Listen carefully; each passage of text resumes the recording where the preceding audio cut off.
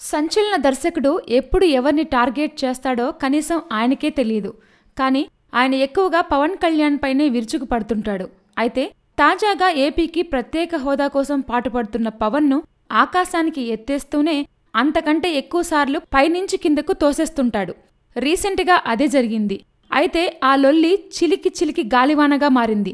పవన్ పెట్టిన తాజా ప్రెస్ మీట్లో వర్మ ప్రస్తావన తీసుకురాగా, పెళ్లైన కూతుర్ని పెట్టుకొని పోర్న్ వీడియోలు చూస్తానని చెప్పే వర్మ గురించి నేనేం మాట్లాడేది అన్న పవన్, ఒక్కరోజు నన్ను పొగుడ్తాడు, మరో రోజు కిందకి తోస్తాడని వర్మపై పవన్ చేసిన వ్యాఖ్యలకు అంతే ఘాటుగా సమాధానమిచ్చాడు రామ్ గోపాల్ వర్మ.